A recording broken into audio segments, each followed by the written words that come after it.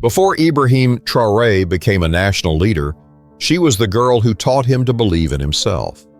But when he found her decades later, hungry, barefoot, and forgotten by the world, what he did next shook the very idea of what power means. The street was almost empty.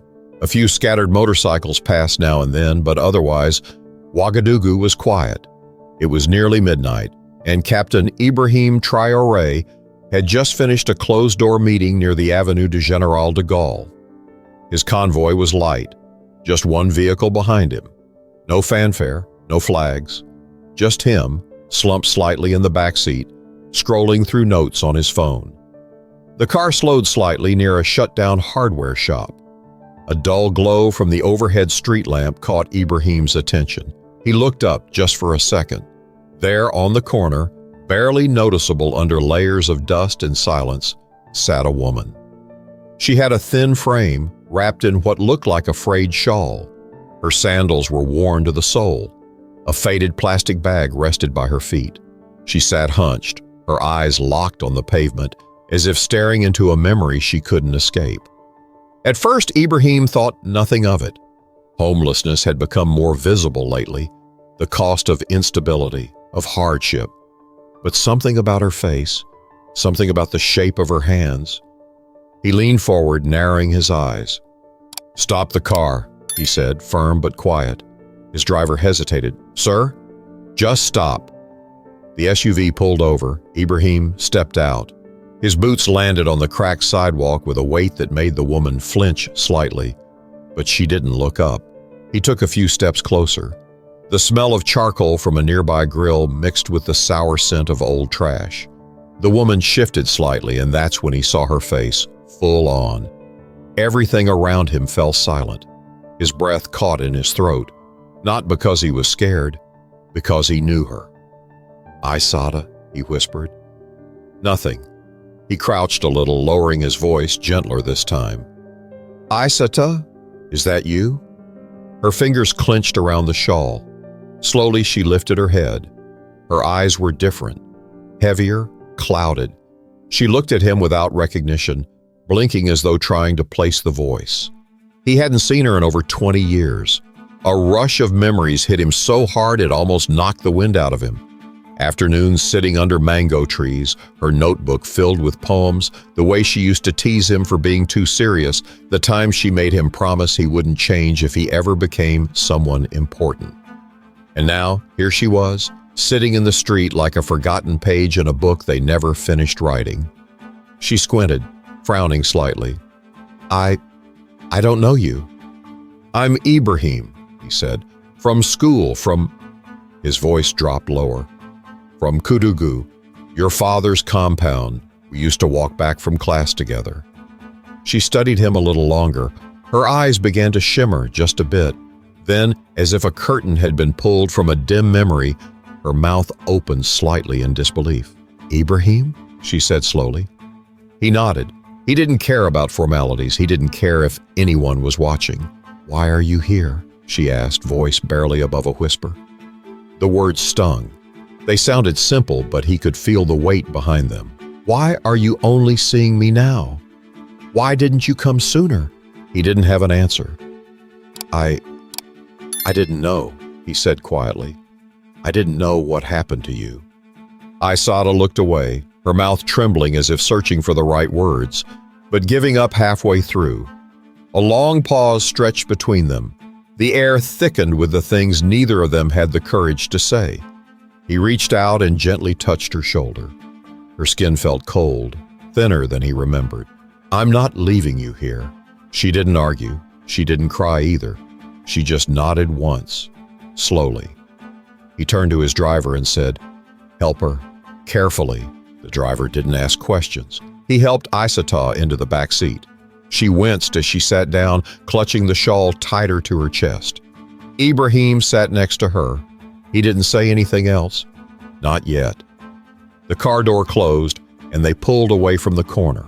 Behind them, the old storefront remained quiet, a silent witness to a moment that shouldn't have happened the way it did. But the real shock hadn't even set in yet. The car moved slowly through the heart of the city, past rows of shuttered shops and flickering neon signs. Ibrahim kept glancing at her from the corner of his eye. He wasn't sure if she was asleep, afraid, or simply too exhausted to speak. Her hands stayed clenched in her lap, fingers knotted around the shawl like it was the last thing holding her together. He finally broke the silence. "You remember the time you almost got us expelled for sneaking into the teacher's lounge?" She didn't respond. "You said you just wanted to see if teachers drank better tea than students." A breath, just a breath, a small puff of air from her nose. Not quite a laugh, but close. Progress. Ibrahim smiled gently and leaned back. "We got detention for a week. You didn't even care. You said it was worth it." Her voice came softly, as if she were pulling it from somewhere far away. "You drank 3 cups before they caught us. I only had 1. I was hungry," he replied. She turned slightly, eyes meeting his fully for the first time in the car. They were tired, but they were still hers. "I thought you forgot me," she said. Ibrahim's throat tightened. "I never did." She turned away again, looking out the window. "People forget what doesn't benefit them anymore. That's not fair." "Maybe not," she muttered, "but it's true." The car came to a red light. Ibrahim looked at her again, more intently this time. "Tell me what happened." Aïssata hesitated. Her lips parted, but she stopped herself. He waited. "You ever watch everything you built fall apart in a week?" she finally asked. He nodded slowly. "Yes, too many times." "My father died," she said. "No warning. Heart gave out while he was cooking dinner. We didn't even get to say goodbye. After that, the family house was contested. My uncle sold it without telling me. One day I came home and the locks were changed." She paused, pressing her forehead against the glass. "I had no one, no job, no place. I started sleeping in a market stall at night. Got robbed twice. Then someone told me about an abandoned store that stayed dry when it rained. That's where I've been." Ibrahim listened without interrupting. "I tried teaching again," she continued. "But who wants to hire someone without a phone number or a permanent address?" "You could have come to the palace day," he said. "They would have helped you." She let out a bitter laugh. "You think I didn't try? Guards wouldn't let me pass the gate. I was just another barefoot woman trying to make a scene." His hands curled into fists. "I should have known," he said. "I should have looked for you." "You were busy saving the country," she said, "and I was busy surviving." The car turned down a quieter street. One of Ibrahim's private residences was ahead. Not opulent, just safe, secure, private. He didn't want any cameras. Not tonight. As they pulled up, Aïssata looked at the house, then back at him. "I don't need charity." "This isn't charity," he replied. "You were once the person who believed in me more than anyone, before the uniforms, before the speeches, before any of this. And what do you want from me now?" He met her gaze. "Nothing. I just want you to be okay." That silence came back again, heavier this time. But then she nodded. "Then don't treat me like I'm broken. Just give me a little space to remember who I used to be." Ibrahim opened the door and stepped out, walking around to help her. She stood slowly, legs weak but steady. His guards at the gate looked stunned but said nothing. One of them opened the door as she passed. Inside, she sank into the edge of the couch. A maid brought her warm water and a soft blanket. She barely touched either. Ibrahim sat across from her, elbows on knees, hands locked together. "You still write?" he asked. She gave a faint nod. "When I find paper." "I kept all your letters," he said. Aïssata blinked, looking up again. "They're in a wooden box in my room. Even the one where you threatened to report me for skipping philosophy class." She laughed softly. "You deserve that." "I probably did." Another pause, but this time the silence felt easier. She closed her eyes briefly. "I'm so tired, Ibrahim." "Then rest," he said. "Everything else can wait." She didn't argue. She leaned back into the couch, pulled the blanket closer, and closed her eyes. Within minutes, her breathing softened. Ibrahim watched her sleep, years of guilt and emotion knotting in his chest. He'd spent his life fighting for strangers, for justice, for pride, for power. But tonight, he was fighting for someone who once saw his worth before the world ever did. But that wasn't the hardest part. Years before the medals, before the rifles, before anyone called him captain, Ibrahim Traoré was just another wiry teenager running through the dusty schoolyard of Ouagadougou with a torn notebook in one hand and a stick of roasted corn in the other. And that's where Aïssata came in. She wasn't loud. She wasn't the kind of girl who chased attention. But people noticed her anyway, not for how she looked, but for how she spoke. Calm, precise, like she'd already seen the world and come back to teach the rest of them how to get through it. She always sat in the front row, even when it meant dragging her desk closer to the chalkboard during storms when the roof leaked. Her eyes never left the teacher's hands. She took notes like she was documenting history, not just passing a test. Most boys were intimidated by her. But Ibrahim wasn't most boys. He remembered the first time they really talked. She had stayed late after class, waiting out the rain under a neem tree. Her math book was open, but she wasn't reading it. She was writing a poem on the back page. "You study math with poetry?" he asked, curious. She didn't look up. "I study everything with poetry. Life makes more sense that way." He laughed. "That's either very smart or very confusing." She finally looked at him, her smile tilted. "Maybe both." From then on, they talked almost every day. In between schoolwork and chores, they found pockets of time to share pieces of themselves. She told him about her dream to become a teacher, not just at any school, but one she'd helped build, where girls could learn without fear or shame. He told her about his uncle who served in the army and how discipline in his mind was the only thing that could fix a broken country.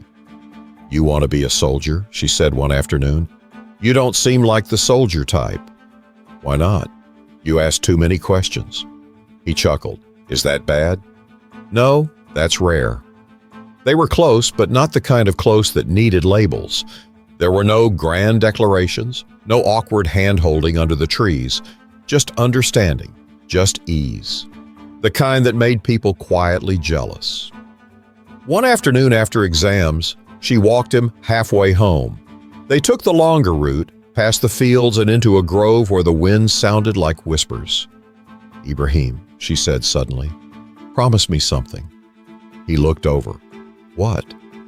"Promise me that if the world tries to change you, you won't let it." He didn't hesitate. "I promise." But of course, promises made at 17 are softer than they seem. The world doesn't ask permission when it decides to take everything you thought was permanent.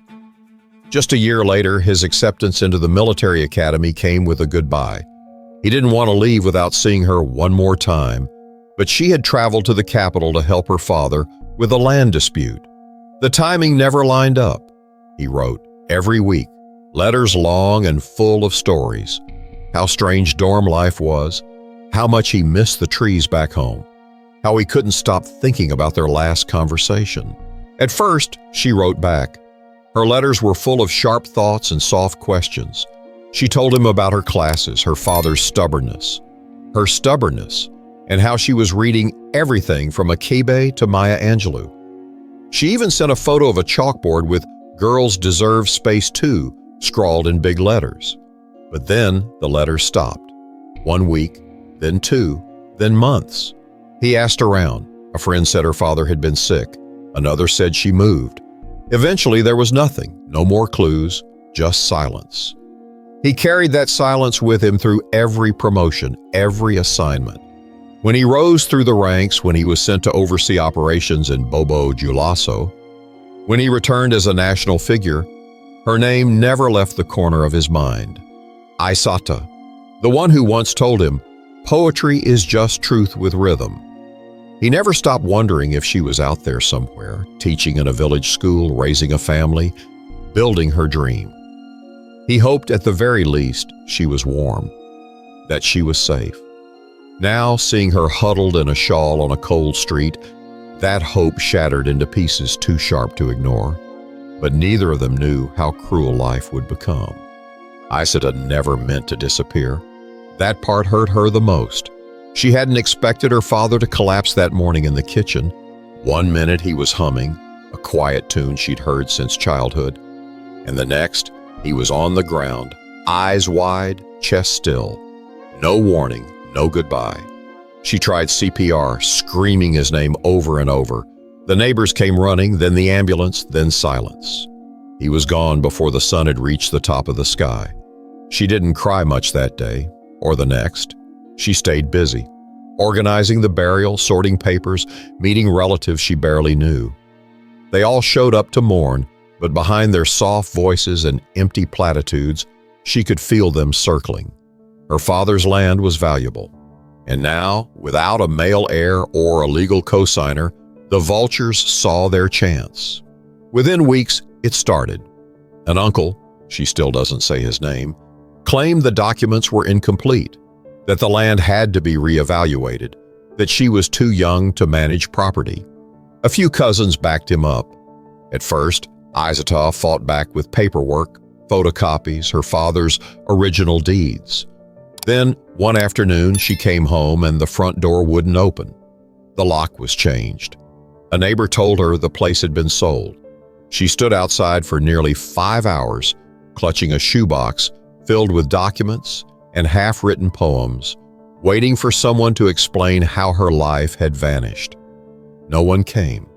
No one ever came. For a few nights, she slept at the back of an old boutique she used to tutor in. The owner let her stay, but only until his relatives arrived from Ghana. She then moved to an unfinished church, then a storage stall in the back of a vegetable market.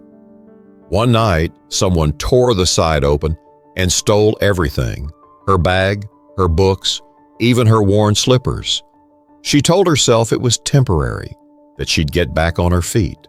She still had her mind, her voice, her stories, but the world has a way of closing doors, one after another, until you begin to forget what a door even looks like. She tried applying for jobs, assistant, teacher, even receptionist, but without a fixed address, without a phone number, people stopped at the first page of her application. Some offered her old clothes instead. Others looked past her like she didn't exist. Eventually, she stopped trying. The hardest part wasn't hunger. It was watching the days blend together, like fog rolling in without purpose. No structure, no expectations, just survival. When the sun rose, she walked the streets quietly, looking for a safe place to rest her legs. When it set, she returned to the corner near the shuttered hardware store. It was quiet. No one bothered her there, and even if they did, she had nothing left to take. She often thought about Ibrahim. At first, she tried writing back, from friends' houses, from library computers when she could sneak in. But then the instability made it impossible. No mailing address, no return path, no certainty. She never imagined he'd remember her, let alone find her, let alone speak to her with the same voice, a voice that still carried the sound of mango trees and teenage dreams. Now, sitting in his guest room with clean sheets and warm food, she felt out of place, like a shadow pretending to be a person again. He didn't treat her like she was fragile, and for that, she was grateful. But still, she could feel the shame sticking to her skin like dust. "You were supposed to forget me," she told him that morning over a plain bowl of rice. He looked up, surprised. "Why?" "Because that's how life works. People forget what hurts them." Ibrahim shook his head. "No, people forget what they want to erase. I never wanted to erase you." She didn't answer. She just stared down at the rice, one hand twitching over the spoon like it wasn't hers. He reached over gently and said, "You were the first person who made me believe I could lead. That mattered." Her lips trembled, but she didn't let them fall. "I wrote poems about you," she said suddenly. "I'd love to read them." "You can't. I lost them." "No," he said, eyes steady. "You survived them. That's harder." Aïssata blinked once, and for the first time in what felt like forever, she smiled. Not with her mouth, but with something softer, something beginning to remember what it felt like to matter. But he never stopped wondering. Ibrahim stood at the far end of the private courtyard, hands behind his back, eyes on the pale blue morning sky. The birds chirped as if nothing had changed, but his thoughts were heavy, pacing inside his chest. Aïssata was still asleep in the guest room. She hadn't stirred when he checked in earlier. The blanket was tucked to her chin, her frame curled like a question mark. She looked nothing like the girl who once stood on classroom chairs to correct teachers' mistakes without fear. And yet, somehow, she was still her. He had faced warlords, political betrayal, foreign threats, but none of those had made his heart sink the way last night did. He thought about how many people he'd spoken to over the past 2 years, how many promises he'd made, how many times he'd sworn to protect his people, every last one of them. And yet, one of the few people who ever gave him genuine love, without titles or applause, had been left to sleep in the street. He hadn't recognized her until she looked up, and when she did, the illusion of control he'd built around himself began to crack. Leadership had always been about strength, composure, strategy, but in that moment, all of that felt hollow. He whispered to himself, "Where was I?" A staff member approached quietly with a tablet of briefings. Ibrahim waved him away. He didn't want numbers or news right now. He wanted time.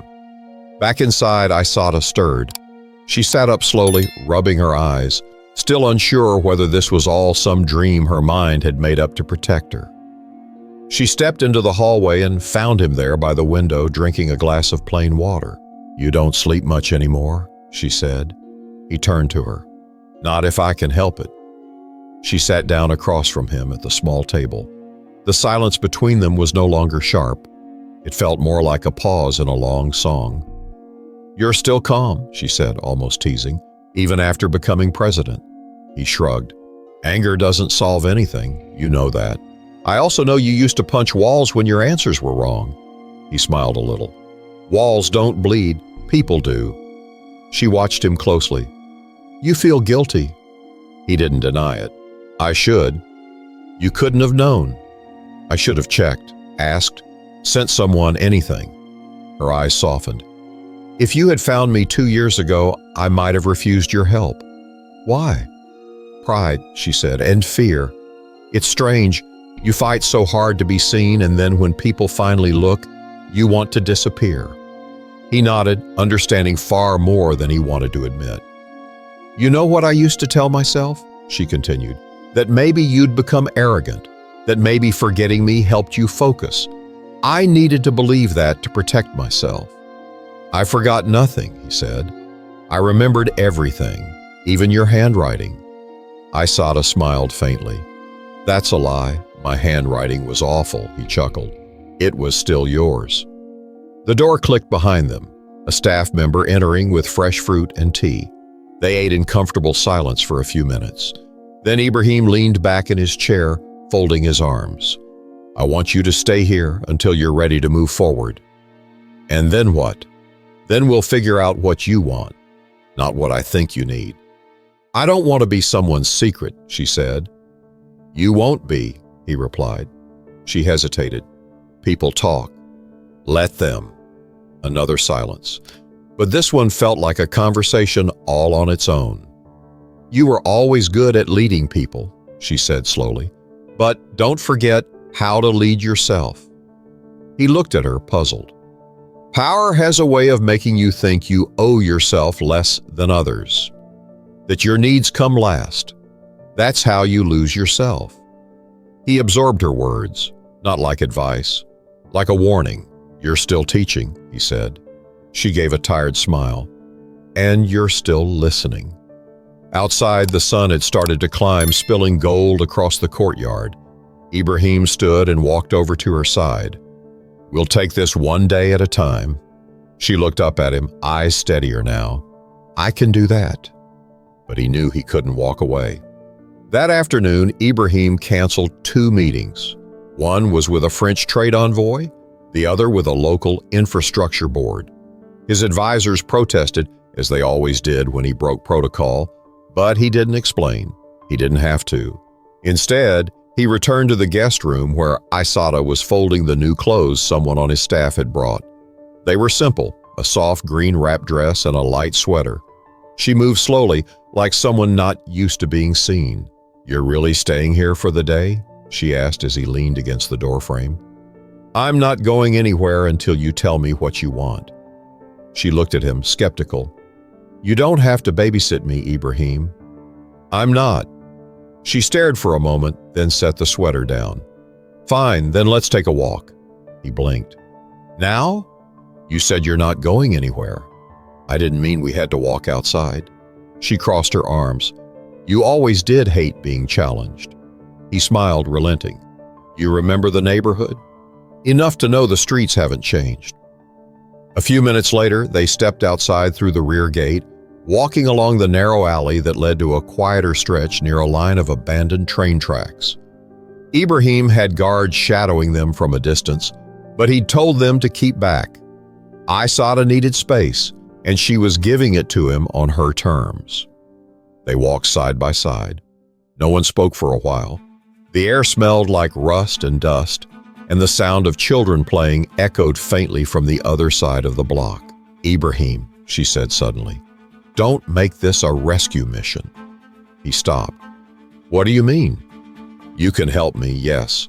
I won't pretend I don't need that. But I'm not a project.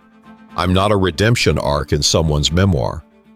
His jaw clenched slightly, and he nodded. "I understand. I'm not asking for power or money. I'm asking for something harder." "What's that?" "Dignity." They resumed walking. "When you asked me last night what I wanted," she continued, "I didn't answer, but I've thought about it. And I want to teach again. I want to work, not be hidden behind a palace curtain. And I don't want special treatment." He thought for a moment. "We could place you at the language center on Thomas Sankara Avenue. They've been asking for instructors. You'd have your independence and your privacy. Will they know who I am to you? Not unless you tell them." She stopped and turned to him. "Then that's the deal. I take the job. I start over. But we don't pretend this didn't happen."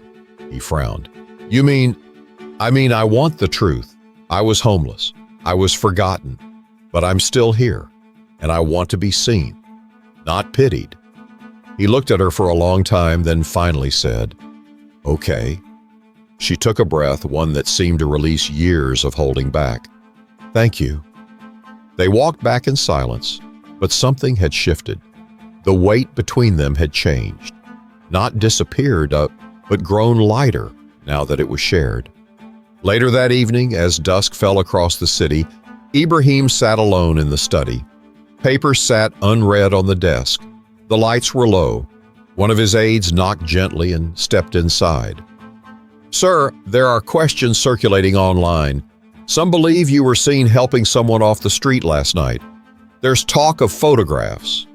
"Nothing confirmed?" "No, sir, but there's pressure to issue a statement." He stood, moving slowly to the window. The lights of the city blinked below, unaware of the storm that might be coming. He spoke calmly. "Prepare a press release. Keep it short. Say I saw someone I used to know and I offered help. That's all." The aide hesitated. "Should we prepare for backlash?" "There will always be backlash, but let them talk." The aide nodded and left the room. Back in the guest room, Aïssata was rereading an old composition book Ibrahim had found buried in his belongings. Her old poems, saved in his handwriting. One caught her eye. It was short, just 2 lines. "The world will try to forget you, so teach yourself to remember." She whispered it aloud, then she whispered it again. But she had one condition. The language center sat near the southern edge of the city in a modest beige building sandwiched between a medical clinic and a used bookstore. It wasn't glamorous, and that's exactly why Aïssata liked it. The morning she arrived, her steps were hesitant but purposeful. She wore a crisp blouse and skirt Ibrahim had helped her choose. Nothing flashy, just clean, well-fitted, and hers. Her hair was tied back. No makeup, No fanfare, just herself. The director, a tall woman named Mariette Duamba, greeted her with a raised eyebrow. She had a reputation for being blunt. "You sure you want this job?" she asked, arms crossed, eyeing her resume. "We don't offer pity hires." Aïssata didn't flinch. "I want a classroom and students, nothing more." Mariette scanned her face for any trace of entitlement. Then with a sharp nod, she handed her a key. "Room 4. You've got 2 beginner sections. We'll see how they feel about you." The first day wasn't easy. Her students were a mixed group, teenage girls, a few young mothers, one retired taxi driver. Most were quiet. A few whispered. They weren't sure who she was or why someone new had arrived without introduction. But she didn't force anything. She walked to the chalkboard, wrote her name in firm strokes, and began. "This class is for your voice. I'm not here to impress you. I'm here to give you tools. The rest is yours to build." By the end of the week, the whispers had faded. By the end of the second, students were arriving early. One girl even asked if she could stay late just to talk. Aïssata listened to their stories with the care she once longed for. She didn't preach. She asked questions. She let silence fill the room when it needed to. She taught not just grammar and vocabulary, but courage in tiny daily pieces. Ibrahim never visited the center, not once. But every Friday he sent a sealed envelope. Inside always a short note and something useful. A voucher for new chalk, a stack of unused notebooks, a contribution towards student lunches. He never signed them. She never needed him to. One afternoon, Aïssata walked into her apartment, a modest one-bedroom space near the school paid for by her salary, and found a plain cardboard box at her door. No name, no label. She carried it inside, opened it slowly, and found something that stopped her cold. Her old poems, the originals, torn from the back pages of notebooks, coffee-stained, some wrinkled, all with her handwriting. She touched each one as if it might break apart. There was a note folded neatly on top. "You survived them. Now let others hear them." She sat down, tears welling up. Not from sadness, but something deeper, something she hadn't allowed herself to feel in years. She pulled out a notebook and began writing again. Not poems, lessons, ideas, stories for her students, reflections, pages and pages of them. She wrote until the sky outside turned to ash and the city lights blinked on, one by one. That weekend, she brought her writings to Mariette. "I'd like to offer a new class," she said. "What kind of class?" "A writing workshop, for girls, for anyone who feels like their voice doesn't matter." Mariette didn't respond immediately. She scanned the pages, flipping one by one. Finally, she said, "We'll start next month." The pilot workshop filled within 4 days. On the first day, she didn't wear anything fancy. She stood in front of the small group, smiled, and said, "My name is Aïssata. I've lived many lives, and writing helped me find all of them." Back at the palace, Ibrahim was finishing a briefing when one of his staff entered quietly. "Sir," the man said, "there's talk about Ms. Aïssata running a new girls' writing class." Ibrahim paused, then gave a small smile. "Let her talk. She's not using your name. She doesn't need to." The staffer hesitated. "They're calling her the Quiet Fire." Ibrahim set down his pen. "That sounds about right." That night, he drove alone to the edge of the city. He parked outside the language center, engine off, just watching. From the window, he could see her. She was surrounded by students, laughing. Not just politely, but openly. She looked alive. He didn't go inside. He didn't need to. She had asked him for one thing, dignity, and he had given it. But the world started asking questions. The whispers began online. A blurry photo taken from the backseat of a taxi. A woman who looked strikingly like Aïssata, standing outside the language center, speaking with 2 security officers who many suspected were government detail. The post didn't say much, but the caption beneath it was enough to stir speculation.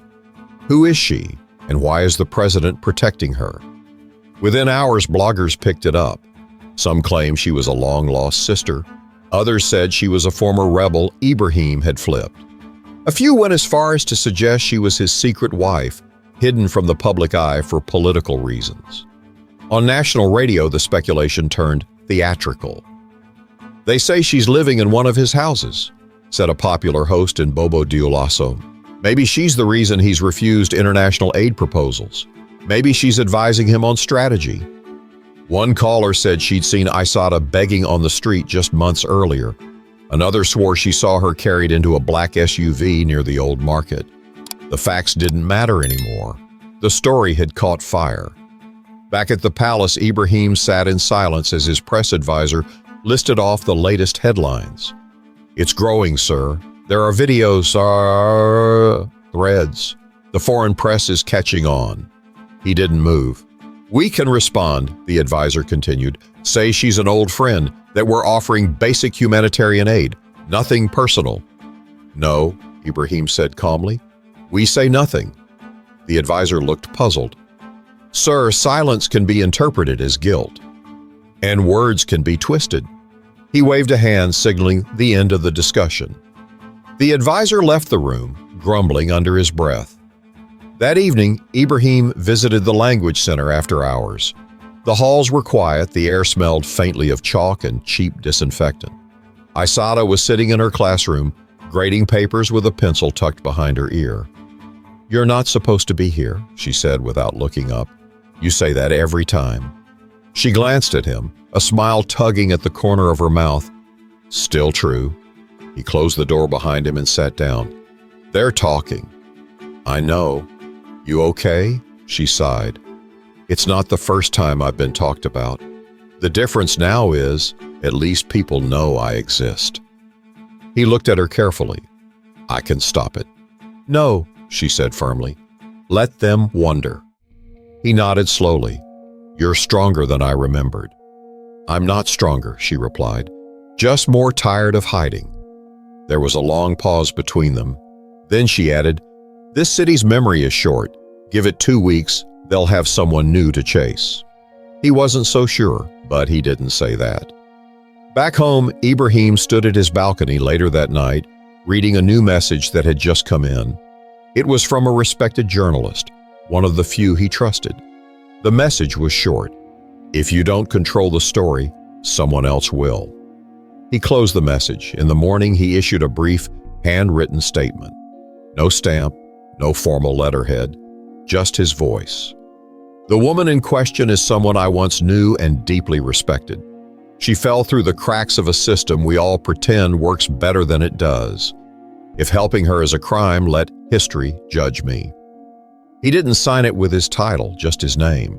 The statement went viral. But reactions were split. Some praised him, said it was the first time they'd seen a leader acknowledge personal failure without spinning it into triumph. Others mocked it, called it weak, unpresidential, even reckless. Aïssata read the statement while sitting at the edge of her bed, still holding her morning tea. She didn't cry, she just whispered, "Thank you." Back at the language center, students started asking more questions. "Is it true? Did you really know the president? Are you going to become a minister?" To every question, she gave the same answer. "We're here to write. The rest is noise." But even she couldn't deny that something had shifted. Her classes were fuller now. Girls from neighborhoods that never sent anyone to school started showing up. Local organizations reached out asking her to speak. One evening after class, a teenage girl lingered behind. She looked nervous, clutching her notebook like a shield. "What is it?" Aïssata asked gently. The girl hesitated, then whispered, "You think someone like me could be heard too?" Aïssata didn't answer right away. She walked over, pulled up a chair and said, "Let's find out." But she had something left to give. The sun had just dipped behind the rooftops when Aïssata stepped into the modest auditorium of the East Side Community School in Shreveport, Louisiana. The room wasn't large, maybe 50 folding chairs, a faded banner on the back wall that read, "Voices That Matter," and a microphone that crackled whenever someone adjusted it. She didn't fly in on presidential jets or arrive with an entourage. She came quietly, invited by a youth writing program that had stumbled across one of her translated short stories online, a piece written in French about losing her father and the silence that followed. They hadn't even known who she really was when they asked her to speak. They just loved her words. That's how she preferred it. The organizers introduced her simply as Madame Aïssata, educator and writer from Burkina Faso. No last name, no mention of the presidency, no hints of scandal or mystery. The room was filled with black girls, most between the ages of 12 and 17. Many of them had come after long bus rides, still wearing school uniforms or hair wrapped in scarves. Some of their faces were bold, curious. Others were guarded, wary of whatever adult stood before them. Aïssata recognized those looks. She had worn them once, too. She stepped up to the mic, adjusted it gently, and looked around. "You don't have to clap," she said with a soft smile. "Just listen." The room quieted. "I want to tell you a story," she began. "Not because I think it's special, but because it's true." She spoke plainly, without drama. She told them how she had once been the girl who thought knowing the answers was enough, how she believed that good grades and good manners could protect her from chaos, and how wrong she had been. She didn't mention Ibrahim's name. She didn't talk about street corners or politics or cameras. She only said, "Sometimes life throws you so far off course you forget who you are. But if you can write down even one piece of your truth, just one, that's a thread you can follow back to yourself." The room was still. She saw a girl in the third row silently wiping tears from her cheek. Another one had stopped chewing her gum, arms crossed tightly. Aïssata closed her talk with a quiet sentence. "Don't be brave for the world. Be brave for your own voice." When the session ended, the applause was real. Not loud, not showy, but honest. A few girls stayed behind. One handed her a folded note. Another whispered, "I never thought someone like you could feel like me." Outside, as the night air cooled and the organizers packed up, she sat on the steps with a small group of students. No podium, no cameras, just shared air and soft questions. "Did you ever hate yourself?" one girl asked. "Yes," Aïssata said, "but I learned to listen to the parts of me that kept surviving." "What do you do when no one believes in you?" "You believe anyway." Back in Burkina Faso, Ibrahim watched a grainy video clip of the talk someone had uploaded to a small YouTube channel. It wasn't polished. The audio was a little rough, but her voice was clear. She looked different now, not just cleaner or healthier, but solid, like someone who had found the floor beneath her feet again. His advisor walked in, holding a folder. "The council's asking if you're planning to endorse the next education reform draft." "I've already made my position clear," he replied, eyes still on the screen. "Understood." Before the advisor left, he paused at the door. "Sir, she's doing something important. I know. She doesn't use your name, ever. She doesn't need to." The video ended with a still frame of her standing alone at the mic, smiling gently. He turned off the tablet and leaned back. Some leaders gain their legacy through battles won, buildings named, power held. But sometimes, it's the quiet ones who carry your legacy in ways the world doesn't see, until they speak. But the message wasn't just for them. 3 months passed. The city had moved on, just as Aïssata predicted. The rumors faded. The headlines shifted to scandals in parliament, power outages, and a regional football final. Her name no longer circulated in newsrooms or on radio call-in shows. And that was fine with her. At the Language Center, the workshop grew. What began as a weekly writing session became a full program. Local girls came from across neighborhoods. Some even skipped other classes just to be part of hers, though she never encouraged it. She taught them more than sentence structure. She taught them how to hold space for themselves, how to put pain on the page without letting it define the story. One Friday afternoon, as the last student gathered her books, Aïssata looked out the window and froze. A familiar black SUV waited quietly by the curb. She took a breath, gathered her bag, and walked out the door without a word. The driver rolled down the window. "He's asking for you." She nodded. A few minutes later, they arrived at a small, walled property tucked behind a dusty grove of mango trees, the same place she had rested that first night. The guards opened the gate without question. Ibrahim stood in the garden, dressed in a plain shirt, no sash, no insignia. He looked up as she stepped out. "I hear you've become difficult to book," he said with a soft smirk. "Fame has its price," she replied. They walked the length of the garden slowly, neither in a hurry. The air was warm, thick with the scent of hibiscus and smoke from a neighbor's cooking fire. "I leave tomorrow," he said finally. She stopped. "Where to?" "The northern provinces. We're building new roads, schools, trying to keep the peace." She nodded. "You always did like impossible missions. Someone has to believe in them." They walked again, steps slower now. "I wanted to see you before I left," he said. "No press, no ceremony, just this." She looked at him. "You're still carrying guilt." He didn't deny it. "I don't need your guilt," she said. "I need you to keep showing up." "I will." "You already did," she added, "when it mattered." They stopped at the bench near the wall, worn smooth by heat and time. She sat first, he followed. They didn't speak for a while, just sat. The kind of silence that only comes when nothing more needs to be said. After a long pause, she turned to him. "You kept the promise." He looked at her, confused. "The one I made you swear under the tree in Ouagadougou," she said, "that the world wouldn't change you." "I broke it for a while," she shrugged. "You found your way back." He nodded. "With help." They sat a bit longer before he finally stood. "I should go," he said. She rose too. "Come back when you can. I'll save you a seat in the back." "Too generous," he replied. "I used to cheat off the girl in the front." She smiled, small and knowing. As he turned to leave, she called out, "Ibrahim?" He looked over his shoulder. "I never forgot you either." He gave her a look that held more than words, and then he left. The next morning, she opened the center early. She wrote the day's lesson on the board in big letters. "The person you once were can still teach you how to begin again." And beneath it, in smaller print, Aïssata. Back in the north, under harsh sun and endless roads, Ibrahim read the update sent by his education liaison. Attendance in the girls' writing program has doubled in the last 30 days.